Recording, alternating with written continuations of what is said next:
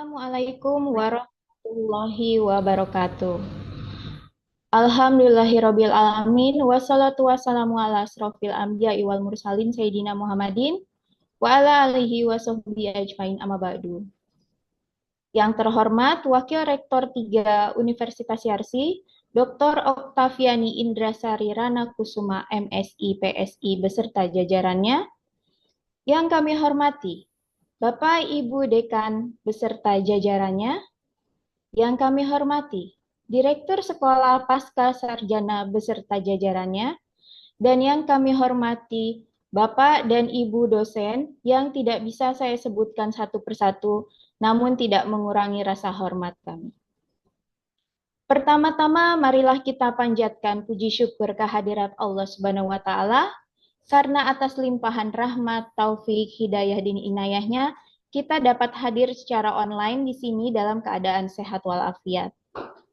Tak lupa pula sholawat dan salam, semoga Allah senantiasa mencurahkan rahmat pada junjungan kita, Nabi besar Muhammad SAW, beserta keluarga dan para sahabatnya.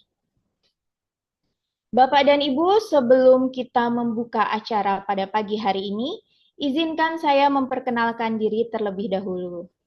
Saya Indah Budiarti yang akan memandu acara pada pagi hari ini, yaitu sosialisasi dan sharing tips dan strategi lolos hibah PKM Kemendikbudristek.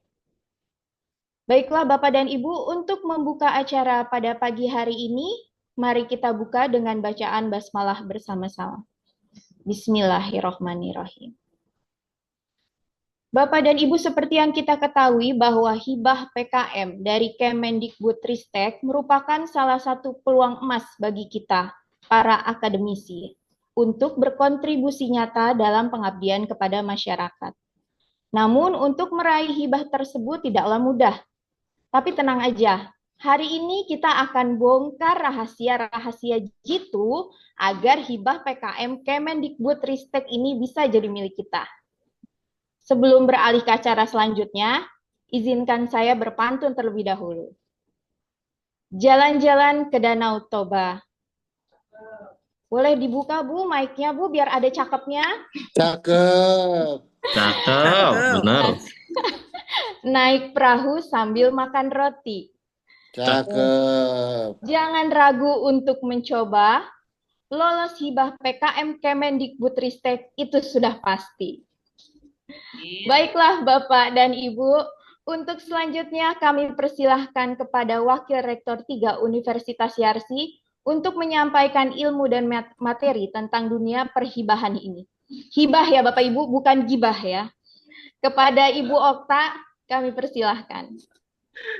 Oke, Bismillahirrahmanirrahim. Assalamualaikum warahmatullahi wabarakatuh. Terima kasih Bu Moderator, Bu MC, Bu Moderator, apapun lah ya, semuanya di. Terima kasih banyak Mbak Indah dan juga Linda yang juga hadir di sini. Selamat pagi semua Bapak, Ibu, para Wadik 3 kayaknya kebanyakan yang hadir ya, dan juga ada Bapak Ibu dosen lainnya. Terutama juga saya ucapkan terima kasih kepada Prof. Endang Purwaningsih dan juga Pak Hari Budiantoro. Ini untuk kedua kalinya duo ini menjadi narasumber ya. Dan soalnya terbukti jitu gitu loh. Jadi tahun lalu kita akhirnya berhasil meloloskan 4 proposal ya, kalau nggak salah dari 6 atau 7. Dan ini meningkat jauh dibandingkan sebelumnya. Tahun sebelumnya itu hanya 2 proposal. Jadi saya pikir ini udah terbukti gitu ya. Jadi ya saya tarik lagi Prof. Endang dan Pak Hari yang alhamdulillah selalu bersedia membantu bidang 3 ya. Karena terutama Prof. Endang itu sangat motivator ulung gitu ya dalam mendorong para dosen untuk menyusun proposal dan insya Allah akhirnya akan lolos. Dan 2 narasumber kita ini memang sudah berkali-kali meloloskan proposal sehingga akhirnya Prof. Endang tidak eligible lagi ya Prof ya.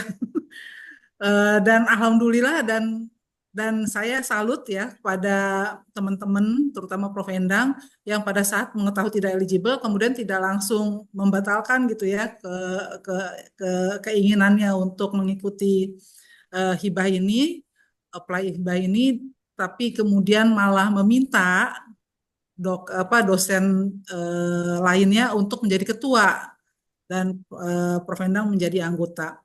Jadi demikian juga kayak Pak Hari juga begitu ya. Nanti kita akan melihat bagaimana hibah PKM pada tahun ini yang sangat apa ya, agak lebih ketat ini ya requirements-nya, dan memang perlu secara jeli melihat persyaratan yang ada di buku panduan ya. Nanti mungkin Mbak Indah atau Linda bisa ini ya, bisa share buku panduannya di chat. Oke, sebelum para narasumber memulai materinya, mungkin saya juga minta izin untuk secara singkat ya menggambarkan tentang apa yang diharapkan oleh universitas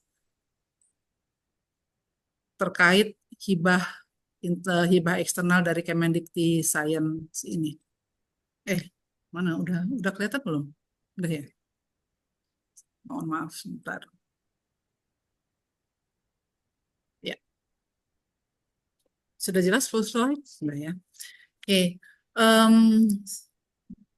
Jadi mungkin Bapak Ibu sudah paham betul ya bahwa kita memang alhamdulillah naik kelas gitu ya, naik klaster dari yang tahun 2023 kita masih masuk dalam madya. Ini sebetulnya menurun dari tahun peringkat sebelumnya, di mana waktu itu memang dipisah antara penelitian dan pengabdian pada masyarakat. Nah, pada tahun 2023 ini keluar peringkat baru setelah 2 tahun vakum, nggak ada peringkat. Kita masuk di klaster madya berdasarkan data tahun 2019 sampai 2021. Tahun berikutnya masih di akhir tahun ya, masih tahun 2023 di akhir tahun kita masih madya juga. Dan ini menggunakan data-data yang ditarik dari tahun 2020 sampai 2022. Alhamdulillah akhir tahun kemarin 19 Desember 2024 kita sudah naik kelas, sudah naik klaster. Masuk klaster utama yang menggunakan data di tahun 2021 sampai 2023. Nah, harapannya ya kita bisa naik kelas lagi sampai di kelas yang pertama yaitu kelas mandiri. Biasanya akan diumumkan di akhir tahun ya. Dan seperti klasterisasi sebelumnya itu akan menarik data di tahun 2022 sampai 2024. Nah, data kinerja ditarik adalah penulis karena setiap dosen yang ada di perguruan tinggi itu akan dilihat skor Sintanya, kemudian afiliasinya harus tercantum sebagai Universitas Yarsi, jurnal tempat ia publikasi, penelitiannya, bagaimana nominal yang digunakan dalam penelitian, juga demikian juga dengan PKM-nya, kemudian kekayaan intelektual dari yang ada di kampus, dan juga paten dan juga buku. Nah, ini yang kemudian karena itu dosen perlu memiliki Sinta ID, Garuda ID, dan Google Scholar. Jadi kalau misalnya Bapak Ibu masih belum memiliki salah satu atau dua atau mungkin semuanya dari ID ini, tolong segera menghubungi bidang 3 ya, menghubungi Mbak Linda atau Mbak Indah untuk segera dibuatkan nanti berkoordinasi dengan Mas Rio ya. Mas Rio dan Mas Rian kalau nggak salah. Jadi memang 3 ID ini perlu sekali supaya semua publikasi bisa direkam, ditarik oleh Sinta, dan juga harus di-input secara manual di Sister. Nah, hibah Kemendikti Saintek ini tenggat waktunya 7 April 2025 dan melalui website BIMA, dan setiap dosen perlu harus memiliki akun BIMA supaya bisa mengetahui eligibilitasnya ya, karena karena skema PKM dan penelitian ini menggunakan Sintascore, dan Sintascore itu, dari Sintascore ini kemudian ada skema-skema tertentu yang bisa untuk eligible untuk dosen dengan skor Sinta tertentu. Nah, ini adalah gambaran dari program penelitian dan pengabdian pada masyarakat dengan skema tahun ini. Karena kita udah naik kelas, ada kabar buruknya adalah kita nggak bisa apply untuk pemberdayaan masyarakat pemula, ya, karena ini memang untuk khusus untuk klaster perguruan tinggi, klaster di bawah binaan, ya. Dan jadi kita tapi masih punya beberapa skema, dan memang setiap skema ini memiliki beberapa kriteria, ya. Jadi perlu dicermati lebih dulu di skema mana Bapak dan Ibu eligible. Oke. Nanti bisa dilihat dan juga mungkin akan dijelaskan oleh para narasumber. Terima kasih. Mari menyusun proposal. Assalamualaikum warahmatullahi wabarakatuh. Waalaikumsalam warahmatullahi wabarakatuh. Baiklah Bapak dan Ibu, untuk selanjutnya kami persilahkan kepada narasumber kita ya, yang sudah lama berkecimpung bolak-balik di dunia perhibahan eksternal, itu tentang tips dan strategi yang efektif dalam menyusun proposal PKM. Kepada Profesor Dr. Endang Purwaningsih SH MHum MKM, kami persilahkan. Baik, terima kasih. Assalamualaikum warahmatullahi wabarakatuh. Moderator, terima kasih kepada Ibu Warek 3. Terima kasih atas kesempatannya, juga Pak Hari, juga Bapak Warek 2, saya lihat, dan para wadek struktural, juga teman-teman dosen semua. Izin langsung share saja. Mudah-mudahan sudah terlihat. Nah, saya hanya kebagian untuk memotivasi. Ini sebenarnya ironi sekali karena saya juga harus memotivasi diri sendiri gitu kan, termasuk Pak Hari. Ya, sekedar curhat kalau kalau riset boleh terus-menerus pindah skim kalau sudah kebanyakan gitu ya, tapi malah nggak boleh mengabdi gitu kan. Harusnya mengikuti skim risetnya. Kalau skim PKM nggak boleh, pindah ke yang tantangannya lebih besar. Mungkin itu sekaligus masukan Bu Okta gitu ya. Baik, untuk sharing saja mengapa kita harus tetap melakukan pengabdian masyarakat gitu ya. Sebenarnya itu kata ngapnya itu selalu mengikuti kemana kita bergerak, bernapas itu ngap-ngap gitu ya. Kalau yang belum turun lapangan, baru mencoba membuat proposal saja, ngeklik RAB aja kita mati-matian karena nggak bisa-bisa gitu. Jadi satu persatu, tapi semua yang telaten insya Allah bisa ada hasilnya. Nah, kenapa kita harus pengemas tadi? Ya kita kembali kepada orang yang paling bermanfaat kalau bisa ya. Jadi mengabdikan ilmu bagi masyarakat lebih bermakna daripada sekedar mengangankan ya, melamunkan kapan ya bisa gitu. Tapi ternyata tak akan bisa gitu kan. Nah, mari kita berangkat dari kewajiban sebagai dosen karena salah satu tugas kita dalam Tridharma itu kita harus mau nggak mau melakukan pengabdian kepada masyarakat. Nah, tentu tantangan dan hambatan pelaksanaannya banyak. Keterbatasan dana, sumber daya, dan sebagainya. Nah, kemudian kalau motivasi ini yang paling susah karena kita kadang-kadang sudah termotivasi, kemudian terbentur susahnya nyari mitra. Kemudian apalagi kalau kita sangat sibuk gitu ya, sangat sibuk artinya memang tidak menyempatkan diri gitu ya. Nah, kalau peran institusi saya yakin dari dulu untuk YARSI luar biasa baik, bagus karena kita lihat kalau RAB-nya itu kita 50% harus ke mitra. Bayangkan sekarang itu harus 8 kali ke mitra. Kalau ke Pandeglang kita nyarter 1,3, 1,2 mobilnya saja, belum makannya, nyangoni mahasiswanya, anggap saja 2 juta ya satu kali jalan. Itu 16 juta sendiri, bayangin kalau dapatnya 40 juta, 20 jutanya ke mitra, 16 juta sudah ke situ, terus video, jurnal, dan lain-lain, apa gitu kan. Jadi luar biasa, jadi YRC sudah sangat bagus memfasilitasi kita semua pakai kendaraan YRC, insya Allah aman dan kita nyaman daripada kita nyarter-nyarter, nyarinya juga susah, hambatan lain-lain juga banyak, keterbatasan waktunya.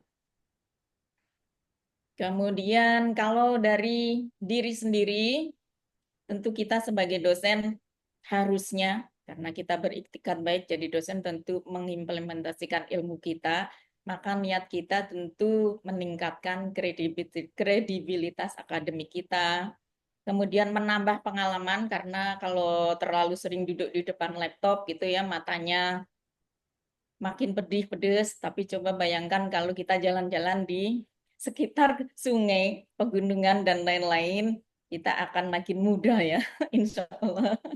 Jadi cuci matanya luar biasa, membuat kita jadi jernih kembali ketika ke kampus.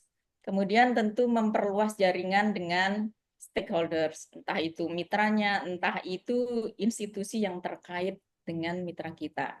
Kemudian kita berkontribusi nyata, ya kita niatkan pahala saja karena tadi kata kuncinya ngap itu tadi. Jadi kalau hanya ngap saja sayang, jadi harus kita niatkan supaya dapat pahala gitu.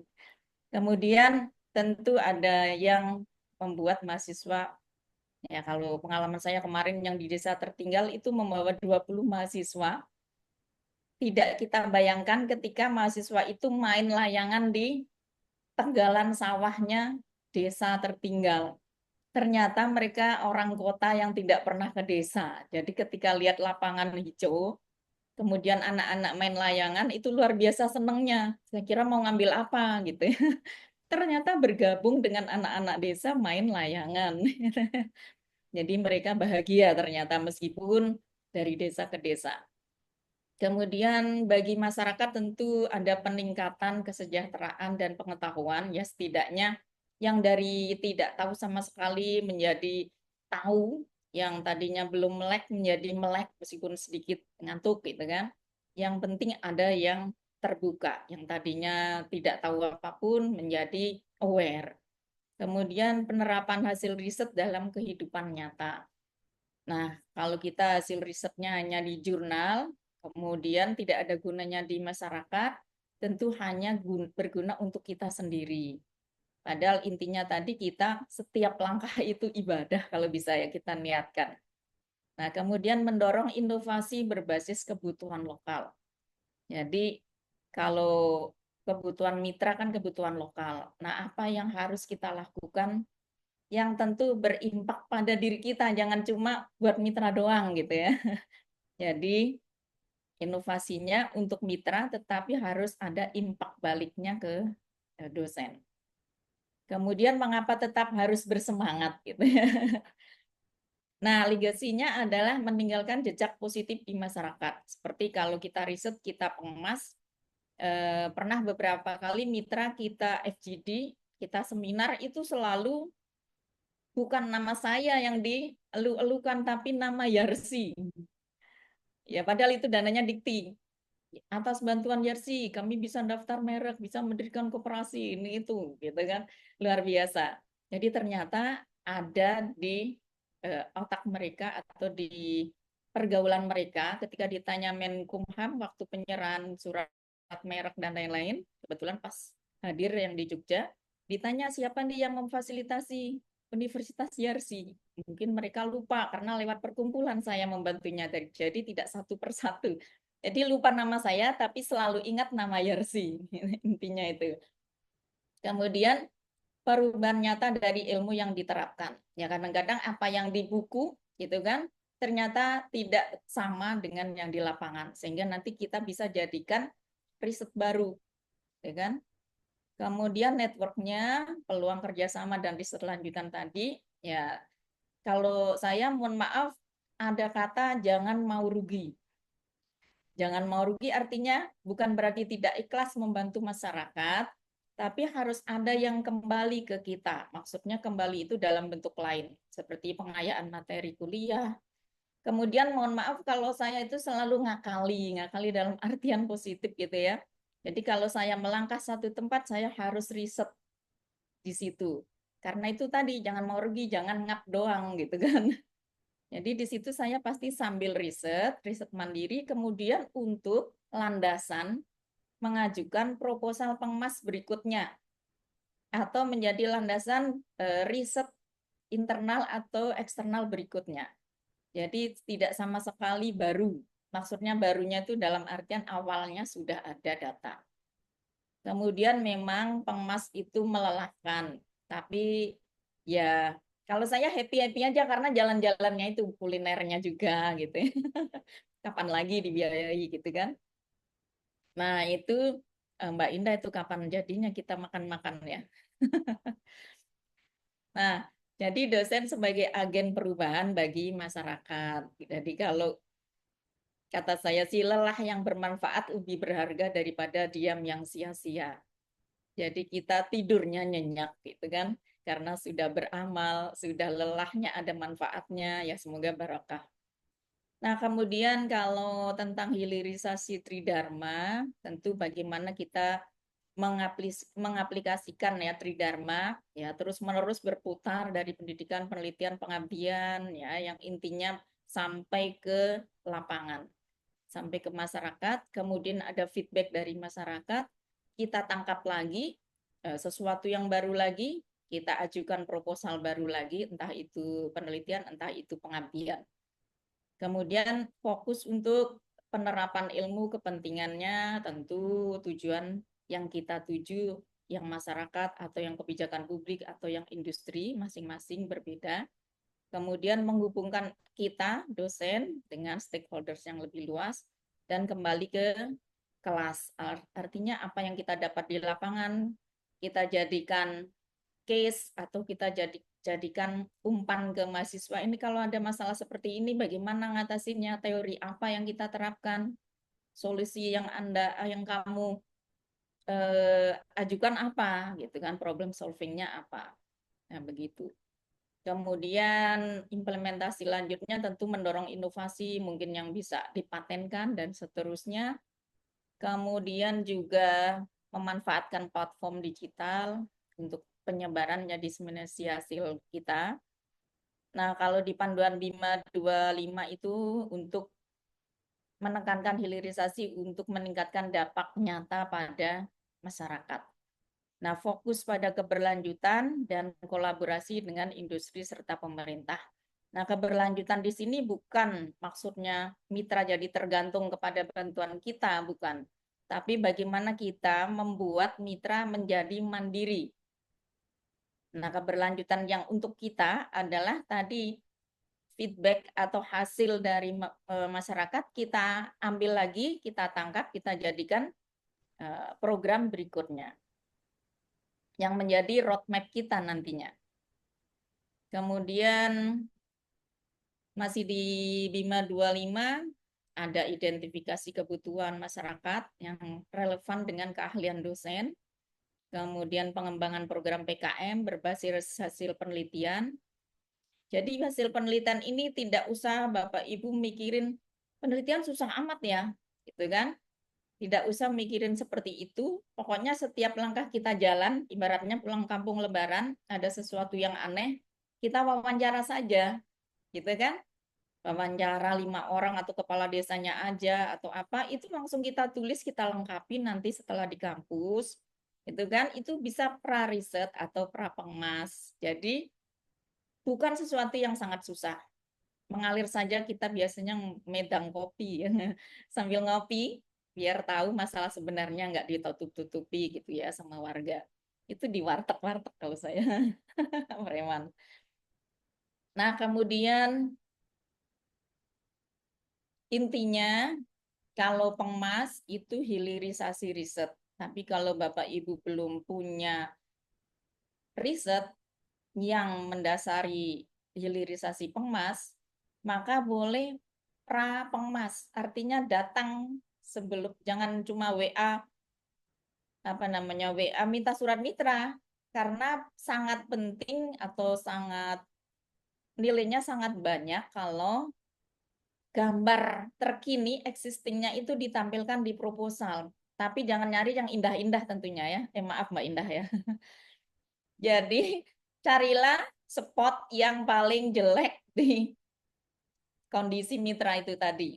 Yang paling jelek, paling kesenjangannya lebih besar daripada yang ada di tempat lain. Kemudian referensi dan tim kuat. Referensi itu jurnal saja Bapak Ibu. Jadi kalau ada buku satu aja. Dan kalau pengemas itu boleh menampilkan jurnalnya kita yang jurnal riset, jurnal pengemas sebelumnya, tapi tentu nggak banyak-banyak gitu kan. Satu saja atau dua saja, satu riset atau dua. Kemudian jurnal pengemas kita yang sebelumnya yang relevan. Kalau di riset kan nggak boleh. Kalau di pengemas memang tujuannya hilirisasi riset, jadi harus ada cantolannya.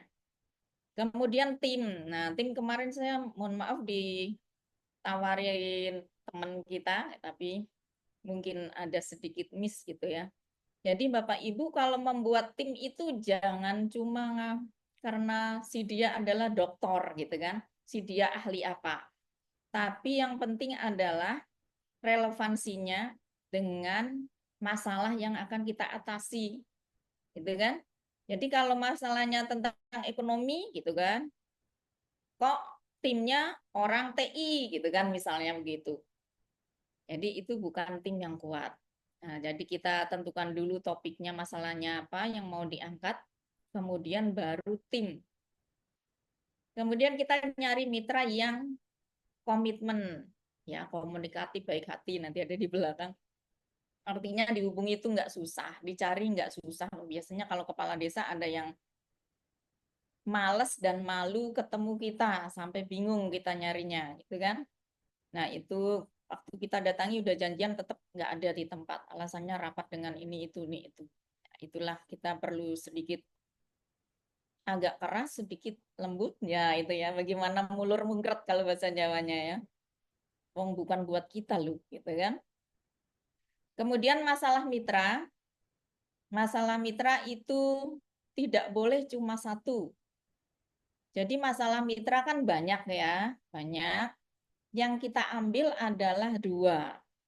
Tapi masalah mitra yang banyak tetap ada di pendahuluan latar belakang. Nah, kita kan ambil yang mau kita tulis atau yang mau kita atasi. Misalnya masalah yang ekonomi produktif kan produksi, manajemen, pemasaran, gitu kan. Jadi kita ambil, misalnya masalahnya nggak cuma itu, ada 5, tapi kita ambil 2 saja. Pemasaran dan manajemen atau produksi dan manajemen gitu. Jadi hiasannya, yang misalnya mitra punya masalah produksi dan manajemen diperparah dengan itu, pokoknya ditajamkan, disakiti gitu ya maksudnya. Lebih ditajamkan, dijulitinnya itu luar biasa, tapi nyata maksudnya. Nah, kemudian kita prioritaskan mana yang mau kita ambil.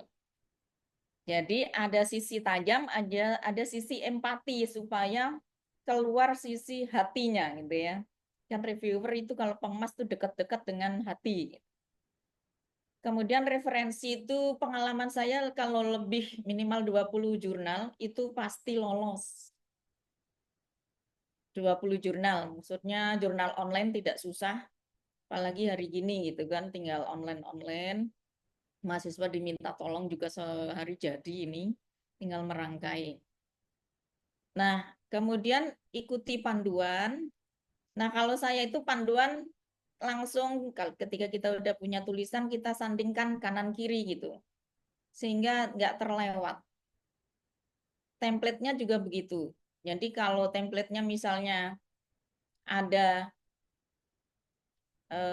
permasalahan, kita tebelin dulu, di bold dulu permasalahan kita di mana, kata permasalahan saja. Kemudian kondisi existing, kita bold dulu kondisi existing. Tapi tidak semua kita bold, jadi hanya itu. Kemudian tujuan, dan seterusnya. Kemudian kalau sudah lumayan 50% sudah jadi, kita cek rechecknya, bacanya bisa 3 kali, 4 kali, 5 kali, saya 1 bulan itu. Ya, supaya benar-benar eksis gitu ya, yang terkini. Nah, kemarin saya pernah dicurhatin orang gitu, mager-mager gitu ya. Jadi jangan menganggap susah sekali menulis proposal pengemas gitu. Yang susah sebenarnya adalah administrasi dan pelaksanaannya karena berkasnya banyak gitu ya. Banyak sekali yang harus diupload. Anggap saja kalau sudah kita punya pra-riset atau pra-pengemas tadi, kita sedang menuangkan apa yang kita obrolkan dengan mitra tadi. Misalnya kepala desa curhat, ini jalan jelek banget, nggak ada yang bantuin, petani nggak mau bantuin apa-apa, dan sebagainya, itu kita tulis mengalir saja. Jadi kalau ada istilah-istilah bahasa Jawa, bahasa Sunda, tulis saja tapi dimiringkan. Kalau memang nggak ada bahasa Indonesianya. Itu jauh lebih mewakili hati mereka, hati mitra. Berarti kita benar-benar ada di situ. Ya, jadi harus ada wawancara sebelumnya. Wawancara kita citasi, foto-foto. Foto jangan banyak-banyak, maksimal 2. Tapi yang paling jelek gitu ya, mohon maaf, maksudnya paling tajam. Kemudian tentu template proposal. Template-nya harus kita ikuti karena ada keterbatasan ya, pembatasan jumlah kata, gampang cara mengatasinya, yang sifatnya bagan, tabel, dan sebagainya kita JPEG-kan. Jadi nggak akan terhitung. Kita JPEG-kan, tempel. Nah, kemudian kalau timnya aktif, kita saling membantu.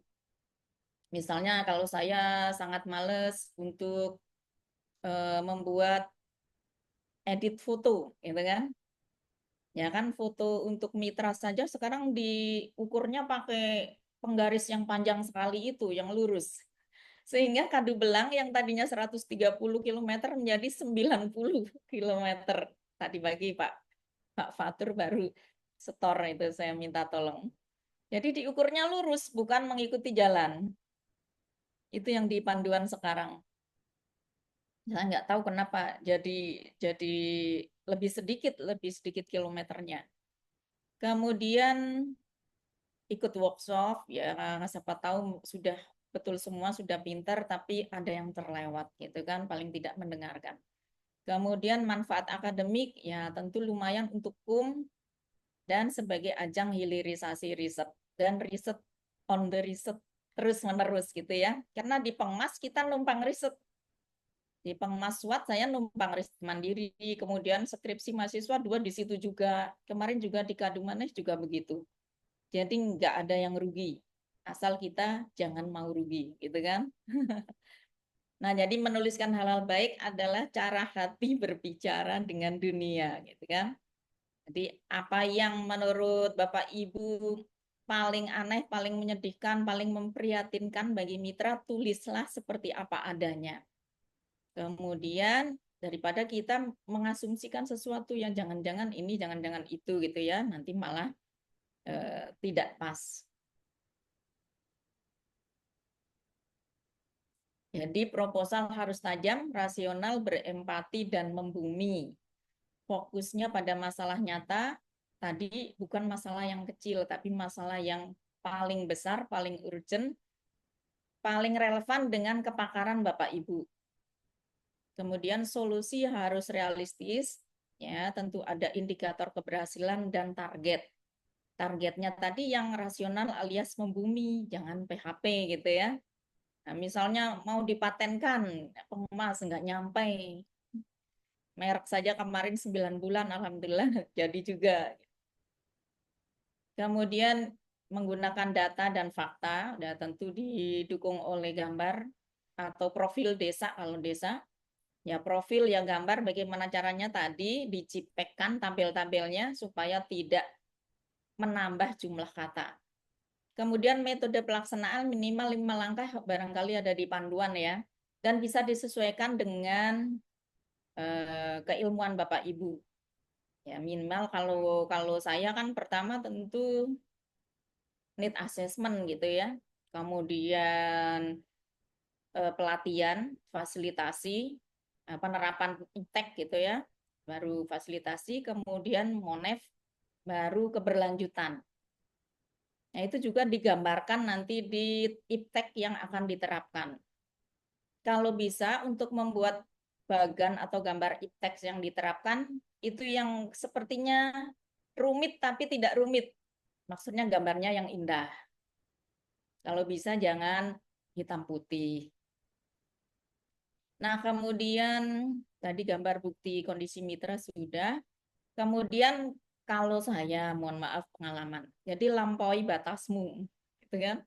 Kalau di template hanya diminta SDG 1, IQ 1, yang diminta 1,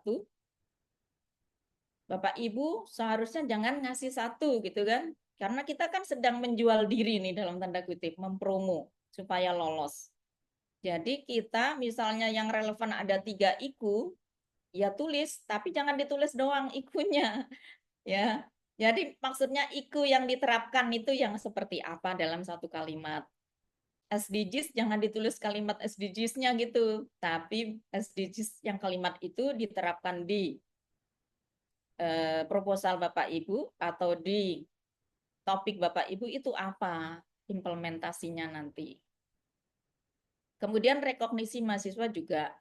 Rekognisi mahasiswa ini yang agak ribet karena minimal 6 SKS. Sementara semester berjalan kan sekarang misalnya 2, semester ke depan 2, hanya 4.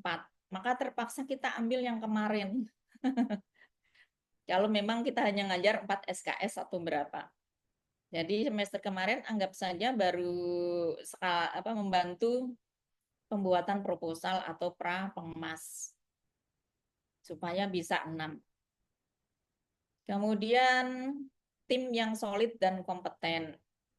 Jadi timnya seharusnya belakangan setelah topik dipastikan atau masalah diangkat.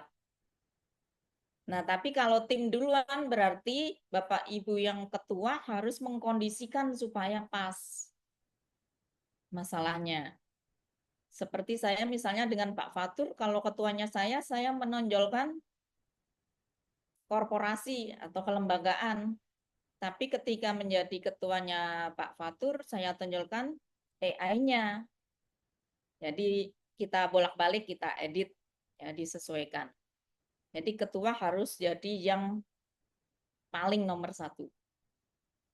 Kemudian melibatkan kolaborasi multidisiplin, tentu ada aturannya per skim ya. Kalau di PKM itu kalau mau sama luar kampus harus 1 LLDT. Kalau bisa luar kampus boleh, lebih bagus. Tapi kalau nggak bisa, yang penting multidisiplin di dalam kampus. Jadi misalnya saya hukum, Pak Fatur, FTI, kemudian ekonomi salah satu. Kemarin saya jadinya sama Pak Chandra ini. Karena nggak dapet yang ekonomi kan kasihan kalau Pak Dekan ekonomi diajak 8 kali gitu kan. Nggak membayangkan gitu kan. Kalau riset sama Pak Dekan FEB. Kemudian merincikan peran anggota dengan jelas. Jadi peran anggota jangan seperti dewa gitu. Maksudnya harus jelas dia sesuai luaran yang dituju kita bagi. Misalnya luarannya program komputer, berarti program komputer ada di yang orang FTI. Yang manajemen tata kelola ada di orang ekonomi. Kalau misalnya tentang pendirian koperasi berarti di orang hukum. Tapi kalau cuma satu kalimat nggak indah kan? Nah itu harus saling dikoordinasikan. Misalnya membantu ketua melakukan need assessment, membantu ketua ini itu, membantu ketua koordinasi dengan mitra dan sebagainya. Termasuk mahasiswa karena mahasiswa itu harus mengetahui dari awal permasalahannya apa, maka dia diambil karena mengetahui gitu kan. Artinya masalahnya kan tentang hukum, nggak mungkin mahasiswa ekonomi kita ambil.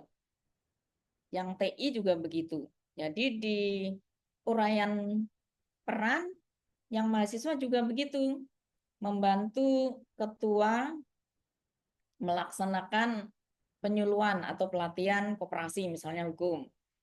Kalau TI juga begitu, membantu ketua membuat web company profile, misalnya seperti itu. Ya, terus ada kata menganalisis pretest, post-test itu mahasiswa lebih bagusnya seperti itu. Karena di panduan mahasiswa harus tahu, harus berperan dalam menganalisis gitu ya, harus sampai ke solusinya. Kemudian mitra yang kuat. Ya, mitra yang kuat dan dukungan nyata tentu ada surat dukungan dari mitra. Kalau misalnya ada in-kind berapa-berapa, yang penting kita sudah info bahwa nanti mitra tidak keluar uang sama sekali meskipun kita tulis 3 juta, 5 juta misalnya. Harus sama persepsinya, itu alias kita harus datang langsung ke mitra. Kemudian keterlibatan mitra, karena ini penting sekali, kalau mitranya pasif kita tidak akan berhasil. Nah, bagaimana cara kita menulis supaya reviewer yakin mitra itu terlibat secara aktif. Terus baik hati nantinya karena ada monep-monep yang harus mitra ikuti, itu luar biasa. Entah dia lari-lari cari sinyal ke sawah yang akhirnya nggak dapet juga gitu kemarin-kemarin. Nah, kemudian kesesuaian dengan prioritas dikti dan skim, hilirisasi riset dalam proposal. Kalau misalnya belum ada, Bapak Ibu tadi harus penmas jalan ke sana sekalian surat mitra, wawancara, foto, masukin aja.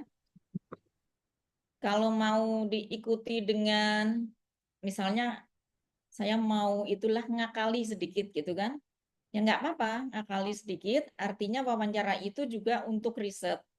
Ya, nanti di sitasi atau di daftar pustaka ditulisnya laporan riset mandiri. Ya, nanti ujungnya di belakang ada jurnal. Artinya dibuat beneran, tapi ini untuk ngakali dalam artian supaya potensial untuk lolos.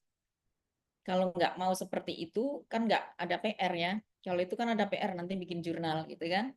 Kalau nggak mau seperti itu, maka ditulis pra-pengmas gitu kan. Atau riset awal pengmas. Ya, monggo aja sesuai dengan kepakarannya. Kemudian disesuaikan dengan kebijakan nasional. Ya, kebijakan nasional itu yang di RPJMN ya, RPJMN, kemudian RIRN, terus SDGs, terus apa itu harus masuk dalam satu kalimat di baik di abstrak maupun di pendahuluan. Itu memang hiasan indah. Kalau tidak ada itu kayaknya tidak wah. Tapi karena memang disyaratkan jadi harus ditulis gitu kan. Jadi harus ada apa namanya astacita. Ya, saya selalu ada itu di baik di riset maupun di Pengmas, astacita RPJMN 2025. Terus kalau bisa disambungkan dengan generasi emas gitu kan, juga boleh. Satu kalimat aja itu dewa, payungnya aja gitu kan. Habis itu kita membumi lagi. Nah, kemudian pastikan ada luaran. Ya, luarannya tentu ada HKI minimal hak cipta, kemudian publikasi. Jurnalnya ditulisnya Sinta 4 ya, kalau bisa Bapak Ibu. Karena menjanjikan gitu. Kalau ditulis hanya terindeks Sinta itu reviewer masih males gitu. Ah, paling juga ngasal gitu kan. Nah, kalau ditulis Sinta 4, meskipun hasilnya Sinta 5, nanti nggak masalah. Tapi kalau bisa ya Sinta 4 meskipun baru accepted. Kemudian media online itu harus YouTube-nya Yarsi alias YouTube-nya lembaga. Kemudian media massanya nasional, bukan yang daerah. Kemudian kalau ada produk yang inovatif. Kemudian jika ada prioritas khusus, ya itu harus diperhatikan. Juga skim dan mitra produktif atau non-produktif karena ternyata antara produktif dan non-produktif penilaiannya beda ya. Kalau produktif tadi produksi, manajemen, pemasaran. Jadi secara sistematis Bapak Ibu harus dari kalimat sudah dipisahkan, dipetakan, dipilah jadi dua, terus sampai ke solusi masalah. Sampai ke pendekatan penyelesaian masalah itu, sampai target luarannya harus dua kelompok itu terus supaya sistematis. Kemudian administrasi tentu menggunakan format yang sudah ada. Yang pengabdian ada tulisannya 2025. Saya udah sambil template kemarin. Ada tulisannya, coba kalau kita pakai template lama langsung dibuang barangkali template tahun lalu. Nah, kemudian anggaran juga yang masuk akal karena anggaran 50% harus buat mitra. Dan saya baca tidak boleh laptop, tidak boleh internet dan sebagainya. Tidak boleh lemari gitu ya. Jadi masih bingung ini memikirkan. Kemudian bagian tabel serta foto harus rapi, jadi ada misalnya tabel 1 tentang apa. Kalau tabel kebanyakan berarti kita foto, kita JPEG-kan. Bagan juga begitu. Kalau bisa jangan hitam putih sehingga lebih hidup. Kemudian kalimat yang jelas, padat, dan argumentatif, masukkan hasil wawancara dengan mitra, dan sitasi atau mengutip dari hasil riset kita yang relevan. Jadi harus ada. Nah, insya Allah kalau semuanya sudah, proposal sudah ada risetnya, atau paling tidak prapengemasnya tadi yang ada gambar jeleknya, gambar jelek Sarpras desa dan sebagainya. Kemudian profil desa yang terkini, misalnya desanya ngasihnya profil 2024. Kita harus bisa ngomong, bisa bicara ke mitra. Kemarin saya juga bilang gitu. Pak, apakah profil 2024 masih sama dengan 2025? Masih sama gitu jawabannya. Jadi boleh saya tulis tahun 2025? Boleh. Nah, langsung kita tulis 2025. Jadi existing. Jadi enggak tahun lalu gitu kan. Jadi enggak pakai data yang aneh. Kalau kata saya kuno itu aneh. Nah, kemudian tim harus multidisiplin. Bapak Ibu di YARSI luar biasa persahabatannya, jadi saya kira tidak ada masalah. Yang masalah adalah eligibilitasnya. Ya, mudah-mudahan Ibu Warek 3, Pak Warek 2 menjembatani yang mana dong yang bisa kita gandeng-gandeng gitu kan. Harusnya sudah di-share sejak kemarin-kemarin gitu. Sehingga kita punya banyak pilihan. Kalau nggak kenal kan gimana gitu. Misalnya mau ke kedokteran, saya nggak ada yang kenal gitu kan. Misalnya. Kemudian tim multidisiplin tadi harus sesuai dengan permasalahan mitra, kemudian melibatkan mitra yang serius, metode tadi minimal 5 langkah, disesuaikan dengan masalahnya, kemudian referensi harus update, nah jurnalnya tadi 20 tanpa buku dan sebagainya tidak usah, ya kecuali profil mitra. Profil mitra harus 2025, jangan 2020 dan sebagainya. Misalnya ada yang seperti itu, kita minta izin dan nanya, memastikan. Kalau memang tidak berubah, kita pakai 2025. Kemudian memiliki solusi yang realistis, yang sudah dijustifikasi dengan mitra, yang mana aja itu menjadi masalah prioritas yang akan ditangani. Nah, solusinya juga yang realistis, misalnya kalau memang mereka butuh koperasi, ya kita mendirikan koperasi, bukan mendirikan BUMDes, gitu maksudnya. Insya Allah berpeluang lolos. Terima kasih. Wassalamualaikum warahmatullahi wabarakatuh. Waalaikumsalam warahmatullahi wabarakatuh. Terima kasih banyak, Prof. Alhamdulillah. Ada Pak Ahmad juga ini yang hadir, Pak Warek 2. Terima kasih sudah menyempatkan, Pak Ahmad. Apakah ada pesan dari Pak Ahmad, dari Pak Warek sebelum masuk ke Pak Hari? Oh ya, ya mungkin itu mengeko tadi ya request dari Prof. Endang nih terkait matchmaking berarti ya Prof ya, terkait dengan penelitian yang multidisiplin tadi itu. Karena kan PEMAS-nya nampaknya memang harusnya hasil dari penelitian ya kan. Ya itu menjadi PR juga nih, bagaimana kita, tapi nggak apa kalau misalnya sementara, karena waktu juga sudah sangat mepet ya. Misalnya mau membidik siapa nih teman-teman gitu, nanti kita comblangin gitu. Jadi kalau misalnya punya ide PEMAS apa gitu kan, nah nanti coba kita carikan di penelitian siapa nih yang mungkin kira-kira cocok gitu. Ya, terima kasih. Ya, makasih. Semoga aja ada extension ya, tapi nggak bisa mengharapkan. Kayaknya nggak, kayaknya kalau kayak ini Anggap aja Prof. bonus atau kado gitu ya. Kalau misalnya ada perpanjangan. Baik, terima kasih Pak Ahmad. Silakan Pak Hari untuk sesi berikutnya. Oke, mohon izin Bapak Ibu sekalian yang saya hormati, saya izin share screen.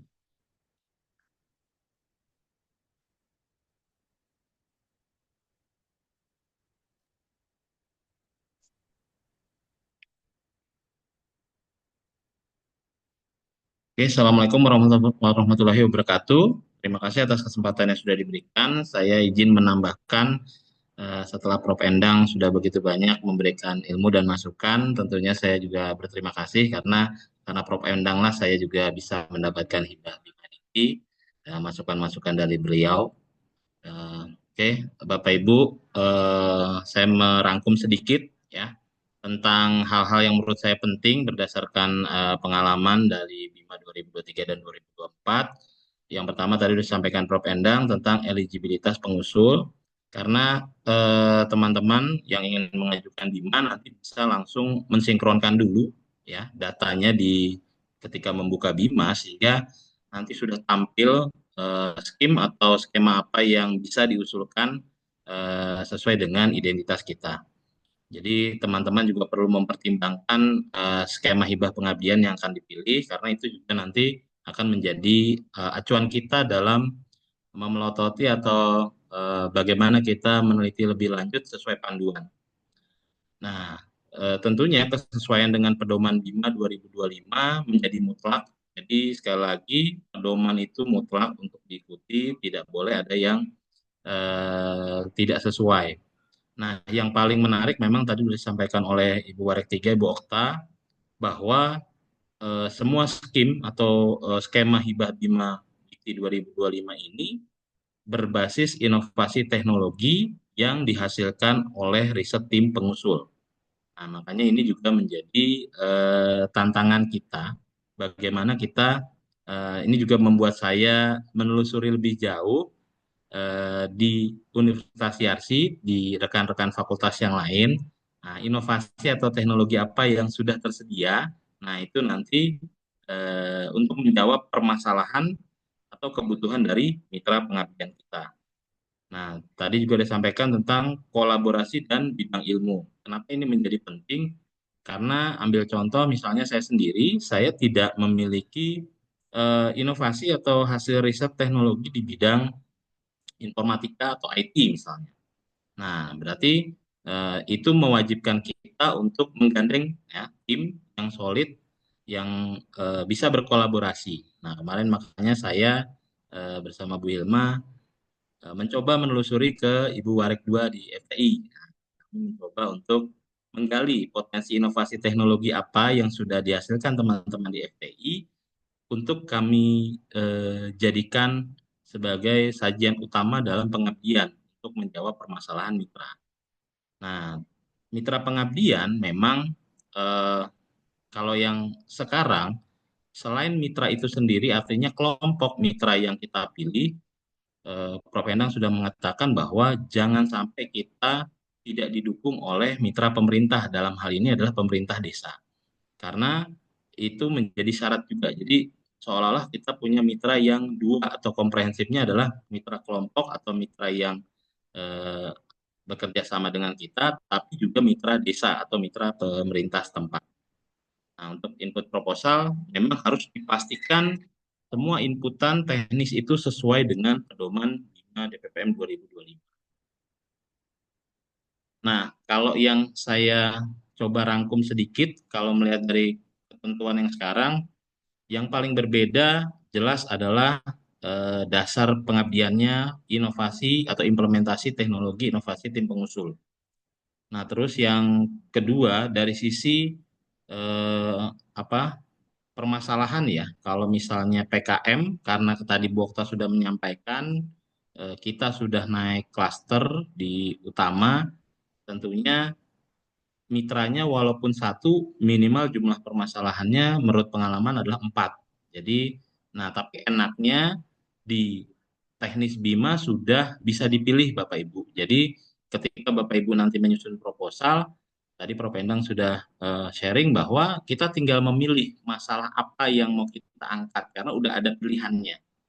Jadi nanti kita coba cek di BIMA, udah ada pilihannya Bapak Ibu. Jadi itu juga menjadi masukan dan juga menjadi solusi kita dalam menyusun proposal.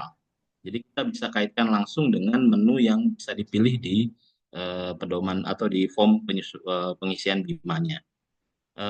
Tentunya dari sisi dana, pemberdayaan kemitraan masyarakat atau PKM itu 50 juta. Cuman tadi atau pengalaman ada teman saya juga di EPB yang bisa mengajukan pemberdayaan berbasis kewirausahaan itu sampai 100 juta. Nah, cuman memang tantangannya mungkin lebih komprehensif lagi. Oke, saya sekedar mengingatkan takut terlupa. Tadi Prof. Endang sudah menyatakan bahwa ini yang saya dapat dari Prof. Endang dan berhasil. Jadi judul, jangan lupakan judul Bapak Ibu. Judul itu memang harus menarik dan menjual ya. Itu harus menjawab permasalahan mitra dan menonjolkan keunggulan. Nah, terus jumlah kata. Nah, dari 2023 dulu saya 2023 25 kata masih boleh, tahun 2024 19 kata. Karena waktu itu arahan Prof. Endang di bawah 20. Nah, jadi bagaimana merangkum judul itu selain menarik tapi juga menggambarkan solusi permasalahan dan juga tadi menonjolkan keunggulan dari tema atau topik yang kita pilih. Nah, ketika kita membuat latar belakang atau pendahuluan, memang kalau kita lihat di sisi pedoman sudah dijelaskan secara detail apa yang harus dicantumkan, baik dari jumlah kata, misalnya 1000 kata, fontnya, ukurannya, paper size-nya, dan isi dari si pendahuluan itu. Nah, memang yang cara paling efektifnya kalau pengalaman saya, kita menyertakan foto hasil dari Pengmas tadi, bahwa memang agak sulit kalau kita tidak mau istilahnya survei dulu. Nah, itu akan lebih sulit. Kenapa? Karena kita tidak bisa menggambarkan secara tajam ya apa yang kita tawarkan di proposal. Ya, jadi tadi yang Prof. Endang bilang bahwa kasih gambarnya yang jelek-jelek, itu betul Bapak Ibu. Jadi kasih yang kurangnya dari mitra. Itu yang pertama. Jadi karena apa, kita datang kan untuk membantu atau istilah bekerja sama bagaimana meningkatkan mitra kita. Nah, terus juga secara proses tadi persetujuan mitra dan persetujuan desa Bapak Ibu. Jadi karena ada mitra PKM dan mitra pemerintah. Jadi ini juga sebagai jawaban bahwa kita sudah clear, kita sudah komit bahwa pihak desa, pihak pemerintah setempat dan juga mitra itu sendiri adalah mitra yang kolaboratif sama kita. Nah, tentunya yang lain-lain pasti ada seperti tujuan pelaksanaan terkait dengan SDGs tadi udah pasti harus ada di proposal di pendahuluannya, IKU, dan yang mungkin yang istilah baru yang kita temukan sekarang di DPPM 2025 adalah Astacita. Nah, Astacita itu bisa di-search, itu memang kita tinggal ambil tetap seperti SDGs, mana yang relevan dengan judul atau permasalahan yang akan kita angkat. Nah, terkait dengan permasalahan prioritas, memang secara teknis kata kunci yang harus dijadikan landasan. Jadi kalau di sini ketika kita membuat suatu permasalahan atau solusi, to the point ya, masalah apa yang mau kita angkat, langsung kita uraikan. Terus masalah keduanya apa, langsung kita uraikan, dan selanjutnya. Kalau tadi kan PKM itu minimal biasanya 4 masalah yang harus diselesaikan. Jadi itu kata kuncinya berangkat dari masalah. Ya, kalau yang lain tadi ketentuannya 500 kata, Times New Roman, nah itu tetap itu tidak bisa dihindari ya, bahwa itu harus dipenuhi, jangan sampai lebih baru walaupun hanya 1 kata tidak boleh. Nah, solusi juga begitu Bapak Ibu, ketika kita membuat solusi, selain kita menuliskan semua solusi, kita juga menuliskan target luaran. Nah, terkait target luaran ini biasanya juga diperkuat dengan indikator pencapaian.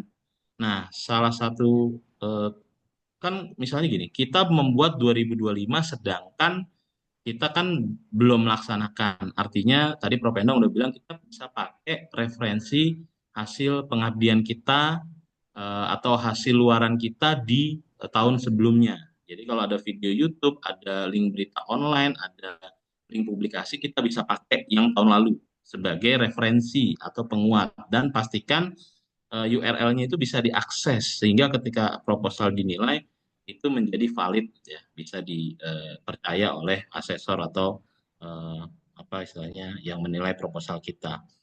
Nah, jadi solusi permasalahan ini selain sesuai dengan rangkaian masalah, kalau kita tadi misalnya ada 4 masalah, ada 4 solusi, ada 4 luaran, ada target, dan juga ada istilahnya pembanding indikator capaian yang bisa kita tawarkan, yaitu apa yang sudah kita hasilkan di kegiatan pengabdian sebelumnya misalnya. Nah, metode tadi Prof. Endang juga sudah bilang bahwa minimal 5. Nah, memang itu sesuai ketentuan Bapak Ibu. Jadi tolong benar-benar kita intinya ikut panduannya. Kalau memang mintanya harus 5, sosialisasi, pelatihan, penerapan teknologi, pendampingan sampai keberlanjutan program, pastikan itu semua ada di proposal kita. Jangan sampai ada yang tidak atau kurang. Dan yang di luar ketentuan juga sebaiknya dihindari. Kenapa? Karena nanti akan menambah jumlah kata, itu problem kita kan gitu. Jadi kita hanya fokus pada panduan saja, ya. Dan disesuaikan juga dengan masing-masing mitra. Kalau mitra produktif atau mitra tidak produktif, nah seperti apa tahapannya, itu Bapak Ibu. Jadi kita intinya mengikuti panduan sesuai dengan ketentuan yang terbaru. Nanti itu bisa kita cek lagi sambil menyusun proposal secara keseluruhan. Nah, yang menurut saya juga agak tricky ya, bahwa di gambaran teknologi dan inovasi sekarang benar-benar meminta benar-benar secara detail bahwa gambar atau foto dari teknologi atau inovasi yang akan kita tawarkan dari masing-masing permasalahan yang akan dijawab. Nah, jadi dari sekarang tim penyusun atau tim pengusul kita sudah bagi tugas gitu. Jadi masing-masing sumber apa istilahnya tim kita itu yang akan menyelesaikan suatu bagian permasalahan bisa ditugaskan juga atau berbagi tugas untuk tadi memastikan inovasi teknologinya. Karena nanti itu terkait juga dengan RAB, karena RAB itu kan harus mencantumkan referensi harga ya secara real yang bisa diakses. Jadi ketika kita mengajukan RAB, semua produk, semua teknologi yang akan kita berikan dari angka 50% kepada mitra itu sudah harus bisa dinilai secara real oleh asesor atau penilai proposal kita. Jadi, nah terkait dengan hasil riset Bapak Ibu, saya juga jujur saja punya kendala karena kalau saya di ekonomi, kebanyakan riset-risetnya kan terkait dengan topik ekonomi. Nah, yang saya coba lakukan, saya memberikan hasil artikel pada jurnal Sinta terkait dengan kegiatan pengabdian bahwa ada yang terkait gitu. Nah, terus yang sekarang sedang kami hadapi di tim, misalnya inovasi teknologi yang akan kami tawarkan belum dipublikasikan dalam bentuk jurnal, tapi ada luaran berupa HKI. Nah, jadi kami tuliskan nanti judul HKI-nya dan kami sertakan link URL-nya mungkin via repository atau Google Drive. Yang penting bisa diakses sehingga ada penguat bahwa ada kaitan atau kesesuaian dengan inovasi dan teknologi yang ditawarkan kepada mitra. Jadi masih bisa kita ini, dan juga pastikan hasil riset atau pengabdian yang menjadi referensi itu tidak hanya ketua tapi juga seluruh anggota. Jadi dimasukkan juga secara lengkap, masing-masing ada gitu. Baik. Jadi ditambah lagi yang sekarang ada poin kebermanfaatan kegunaan. Nah, jadi dari sisi inovasi teknologi itu juga harus diuraikan nanti kebermanfaatannya untuk apa, kegunaannya untuk apa. Jadi kata kunci kebermanfaatan dan kegunaan itu harus terurai di proposal, harus bisa dijelaskan di proposal. Nah, kalau rencana jadwal PKM atau PMM itu 8 bulan atau 8 kali, atau kalau di PMM itu bahkan 2-3 bulan berkegiatan di masyarakat karena padanannya adalah KKN. Jadi kalau yang saya dapat secara eligible-nya begitu bahwa minimal harus memenuhi 144 jumlah jam kerja efektif. Jadi itu harus diperhitungkan juga Bapak Ibu. Nah, untuk anggaran, saya istilahnya memberikan saran dimaksimalkan dulu mendekati angka maksimal ajuan. Karena memang kalau kita melihat di Bima, pastikan nanti setelah direview ada namanya penyesuaian angka dari asesor, bahwa kita harus menerima ada kemungkinan dari semua usulan RAB, pasti ada penyesuaian yang kita dapatkan. Nah, makanya untuk hal ini dimaksimalkan dulu di awal Bapak Ibu, mendekati angka, misalnya kita punya PKM itu 50, mepet-mepetin 50, jangan ragu-ragu 45, 45, jangan, pokoknya mepetin hampir 50 sehingga ketika nanti kita mendapat penyesuaian kita tidak terlalu banyak, karena idealnya memang 20 sampai 25%. Tapi kalau tahun lalu sih 2024 20% dari angka yang diajukan untuk penyesuaiannya. Jadi kita ngusulin 49, kita dapat di angka 40. Nah, sehingga ini mudah-mudahan tadi yang Prof. Endang bilang sudah kita 50% harus ke mitra, terus masih dipotong juga yang disetujuinya. Nah, ketika nanti menginput di sisi RAB ini memang detail Bapak Ibu. Kalau tipsnya dari saya, pastikan inputnya inovasi dan teknologi dulu, yang 50% dulu diselesaikan. Karena nanti yang lain bisa mengikuti. Kita tidak bisa kalau nanti secara perhitungan total rata-ratanya tidak sesuai ketentuan. Jadi RAB itu teknologi inovasi itu harus 50% dari total angka yang diajukan. Nah, terus Bapak Ibu nanti bisa melihat ketika ngisi form di Bima itu, ketika ada ketidaksesuaian, itu pasti akan ada notifikasinya berwarna merah dan tidak bisa disimpan. Jadi ketika Bapak Ibu mengalami itu pasti permasalahannya adalah secara persentase ada yang melewati atau tidak sesuai dengan ketentuan. Gitu. Makanya kuncinya biasanya karena yang paling banyak 50% itu adalah inovasi dan teknologi.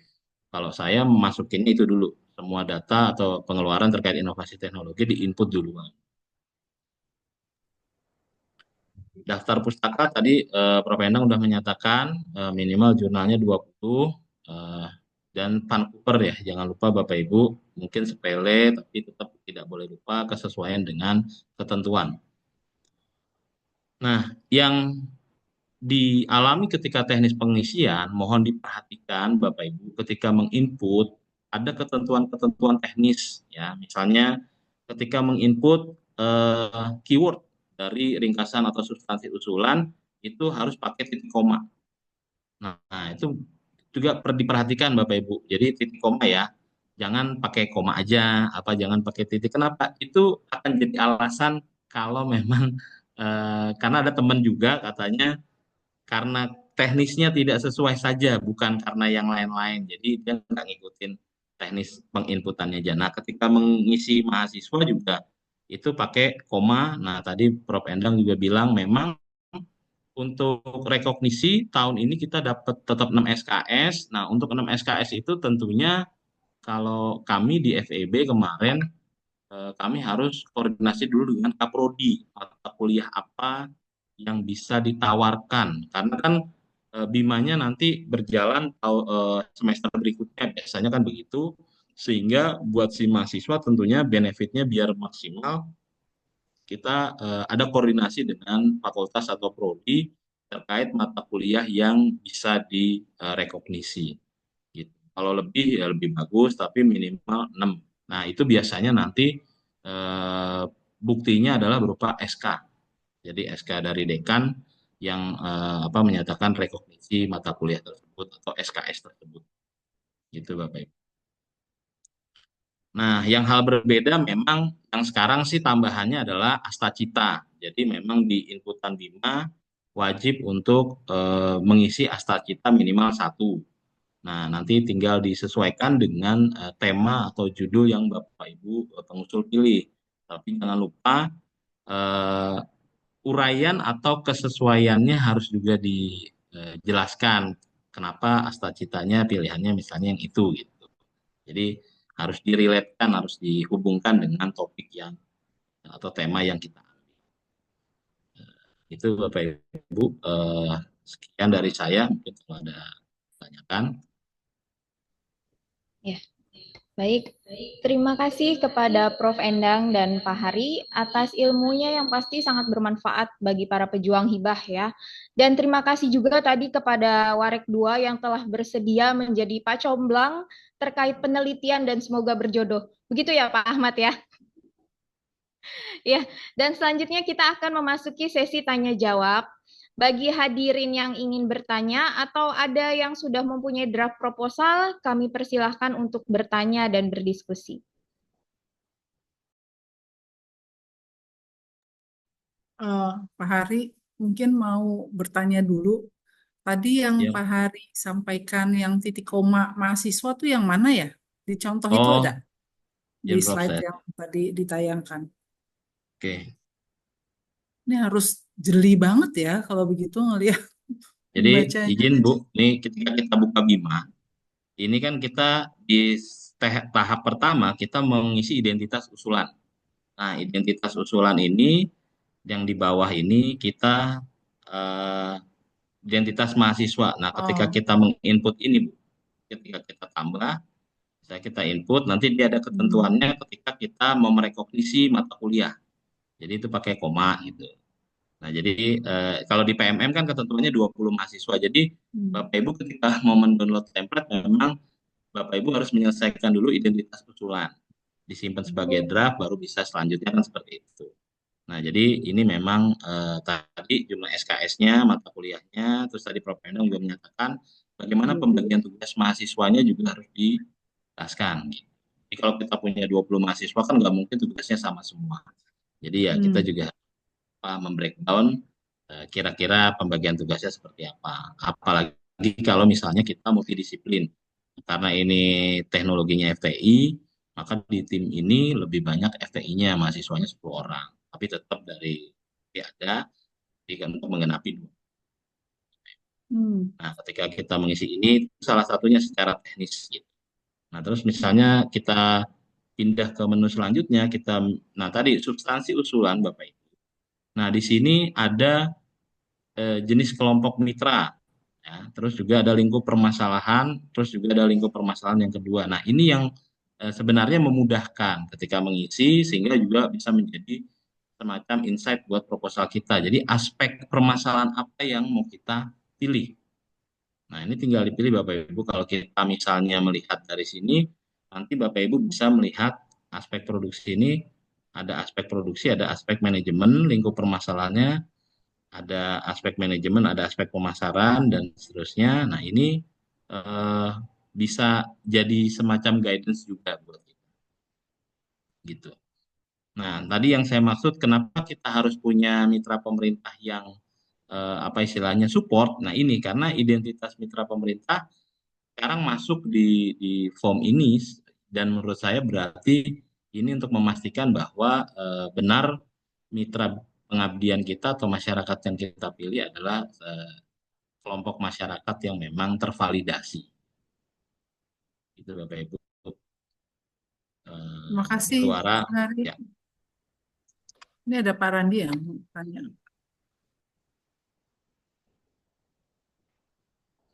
Oh ya, izin Pak Hari, Bu Okta, Pak Ahmad. Pak, mungkin saya mewakili dari teman-teman inkubator, Pak ya. Jadi kan ini kan memang ada skema yang kita baru belajar, namanya kan kewirausahaan berbasis mahasiswa ya, KBM.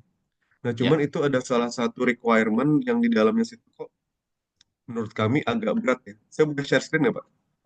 Boleh. Saya izin share screen sebentar ya. Nah, ini untuk yang KBM itu persyaratan tim pengusulnya adalah kita diwajibkan adanya kolaborasi lintas klaster dalam satu LLDK yang sama. Berarti kalau ada 4 klaster, berarti kami harus bergabung sama 3 kampus lain dong, gitu ya? Iya. Ya. Betul, Ini, Pak Randy. kalau kolaborasi Betul. itu biasanya bentuknya gimana sih, Pak? Apakah mereka jadi narasumber aja gitu ya? Atau Oke, yang gimana biasanya? pertama, Pak, kalau pengalaman pasti dosennya harus dilibatkan dari tiap klaster.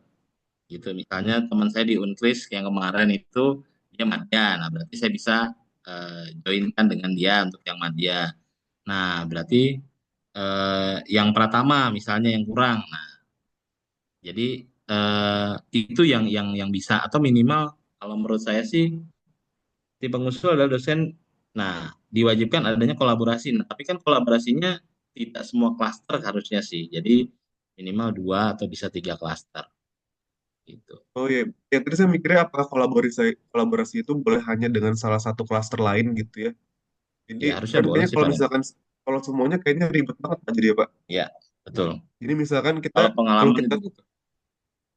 oh iya, kalau kita tuh klasternya utama Pak ya, kalau YRC ya. Ya, berarti Pak Randy cari yang Madya harusnya, nanti Bokta tuh bisa bantu pasti. Oh oke. Oke, itu dulu Pak. Makasih banyak Pak Hari. Bu. Ya, nanti saya lampirkan ini ya, lampirkan surat LL Dikti yang terakhir tentang klasterisasi. Nanti Pak Randi bisa milih-milih perguruan tinggi mana yang bisa diajak. Siapa tahu ada teman yang ada di situ. Karena memang tantangan sendiri juga nih untuk kolaborasi lintas klaster. Soalnya saya pernah waktu itu mencoba kerjasama dengan Untar arsitektur, itu mencari waktunya mereka susah. Akhirnya lewat Zoom tuh berapa kali tetap aja jadi akhirnya nggak jadi gitu karena RAB-nya lumayan rumit karena mereka yang tahu mereka kan kalau udah RAB teknis gitu ya tentang arsitek apa tentang bangunan gitu. Ternyata itu tantangan juga. Jadi emang kalau misalnya bisa dilakukan dari sekarang nih kalau apa perkenalan dan lain-lain akan lebih baik sih. Nanti saya lampirkannya di chat ya. Bentar. Makasih banyak Bu. Ya.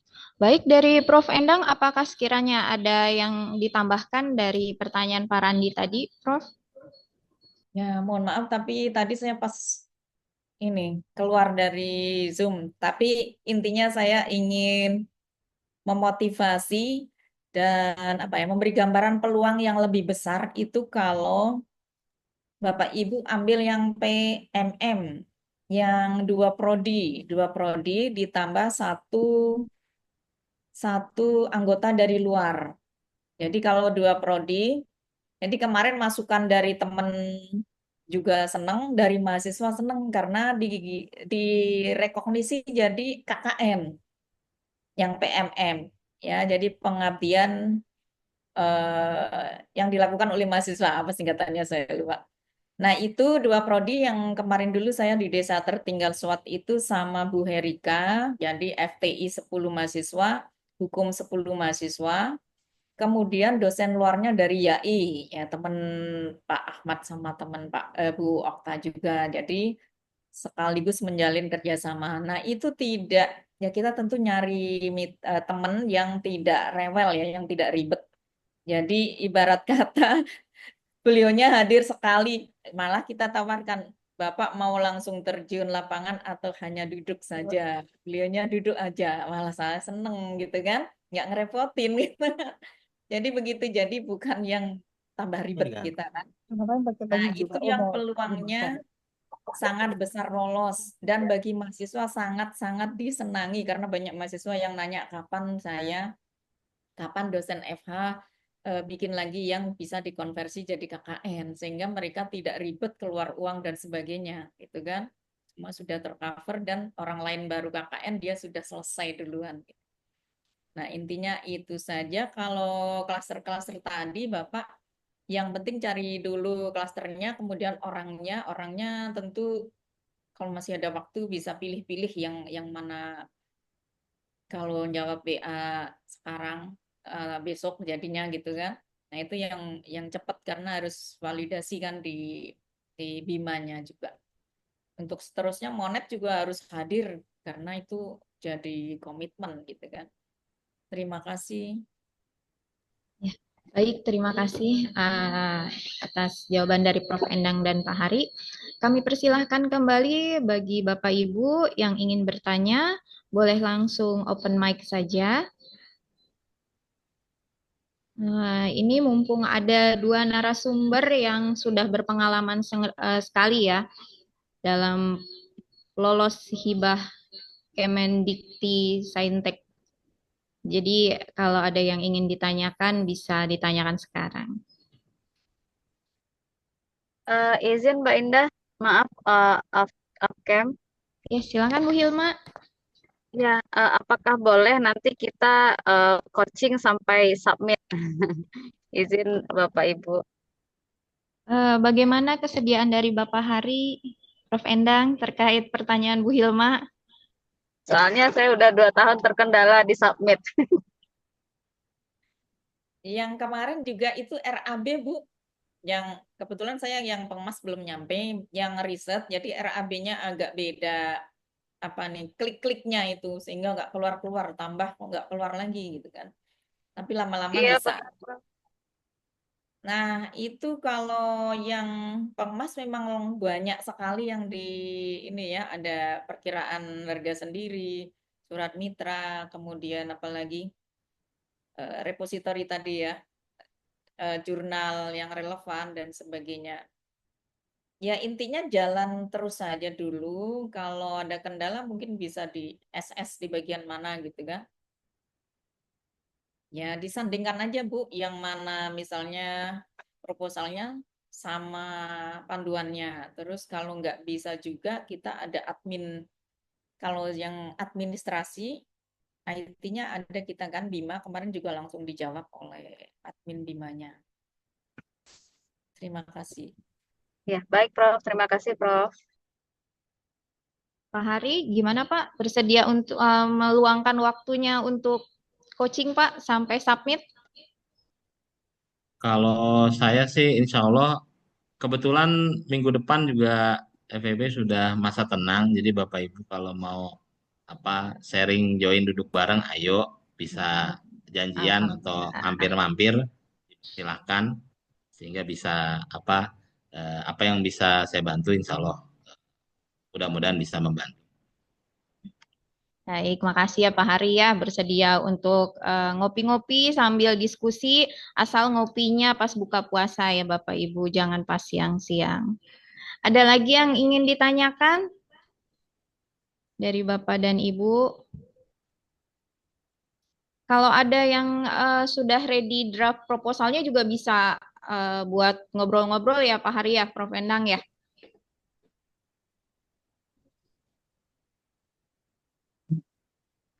Kalau di Bima tuh ada 2 proposal yang masuk. Pak Hari atau Bu Hilma ya, sama satu lagi ada dokter apa, nanti deh saya lihat lagi ya, tapi kayaknya nggak hadir di sini. Silakan Bapak Ibu kalau misalnya, tapi sekarang kalau saya lihat TUK, TUK atau apa ya, yang eh, teknologi dan ini sekarang udah nggak ada ya Pak Hari ya. Dulu kan 1 sampai 9 ya, tapi sekarang langsung Izin dijelaskan Bu, gimana Bu? bentuknya apa. Kalau nggak salah waktu di hibah yang 2024, 2023 itu kan kita harus melampirkan, em, saya tuh agak lupa ya, TUK atau ITK ya. PKT ya Mas ya. PKT kalau Ah, riset. ya itu. Nah sekarang nggak ada ya PKDN, Pak ya? Eh? PKDN Bu, PKDN. Bukan. Bukan. Apa Pak Ahmad? Tingkat kesiapan teknologi kan? Betul ya Prof ya? Ya, betul. Oh, Tingkat. Nah, sekarang kok saya lihat di panduan ini nggak ada ya, walaupun panduan ini kan emang nggak tidak selengkap yang dulu yang tebel banget ya. Ini kan sekarang lebih ringkas. Tapi saya belum lihat sih di apa di template-nya, apakah emang itu ditanyakan atau bagaimana Pak Ari yang udah membuat proposal. Tingkat kesetaraan teknologi ya Pak Ahmad ya? Kak, Tapi itu penelitian ya Prof Endang ya. Oh, penelitian Prof, ya, bukan Pengmas ya? penelitian kayaknya emang ada. Penelitian TKT. Kalau Hmm, penelitian tingkat keberdayaan. tingkat Oh, kepercayaan ya. Oke. Itu ada pilihannya ya, yang tinggal di centang. Oke. Terima kasih Pak. Mungkin memang harus punya template-nya dulu ya, supaya lebih jelas. Apakah masih ada yang ingin bertanya? Bapak Ibu bisa bertanya di sini. Ada yang masih bingung gimana uploadnya, dipersilahkan. Karena 2 narasumber kita emang agak susah, ini agak sulit gitu waktunya. Jadi mumpung lagi di sini, kami persilahkan untuk bertanya. Oh iya Mbak Indah, maaf. Pak Randi tadi kan bertanya apakah yang dari luar jadi anggota. Itu wajib Pak, jadi harus jadi anggota gitu Pak. Ya, Oh, ya berarti berarti termasuk jadi bagian ketua bagian pengusul gitu ya, Bu ya? ya misalnya ketuanya Bapak, terus anggota satu yang dari Yarsi, anggota dua yang dari luar. Oh, oke. Oke, makasih banyak, Prof. Terima kasih, Prof. Endang.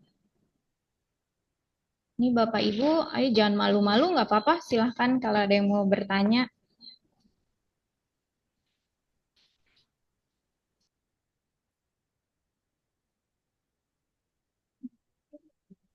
Kenapa?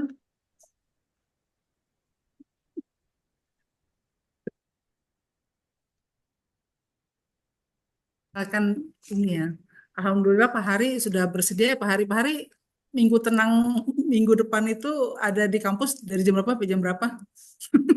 Ada Bu, kebetulan kami lagi nyiapin data akreditasi untuk Lamemba. Karena Biasanya Oh, nginep, Bu. apa, Biasanya nginep, Pak Hari. ditemenin Pak Ranti ya. jadi insya Allah sampai mau Lebaran kita masih ada di kampus Bu. Ya Allah, Yang kasihan penting amat sih. Japri aja kalau mau ngajak ngopi. Oke ya, bikin janji dulu ya, yang penting ya. Ya, Bikin insya janji. Allah ada di lantai 4. Ya, oke. Terima kasih Pak. Kayak saya mau butuh banyak konsultasi nanti sama Pak Hari ini sama. Kalau Prof Endang udah ada rencana mudik, Prof. Insya Allah tidak mudik untuk sekarang, baru kemarin pulang kampung karena lagi nungguin Oh, anak masuk FK-nya nih agak susah. oh ya, alhamdulillah.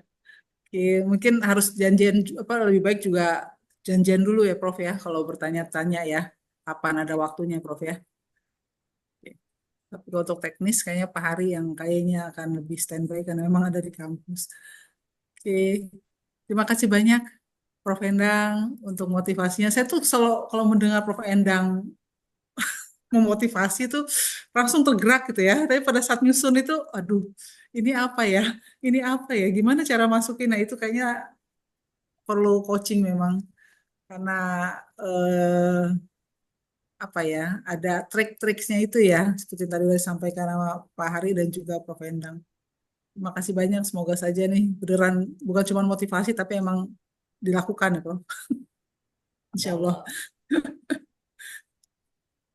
Ya, baik, terima kasih atas kesediaan waktu Bapak Ibu. Terima kasih juga Bu Okta, Pak Ahmad, Pak Hari, Prof. Endang.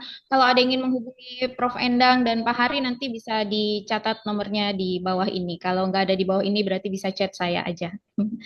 Ya, Bapak dan Ibu, demikianlah rangkaian acara sosialisasi dan sharing tips dan strategi lolos hibah PKM Kemendikti Saintek pada hari ini.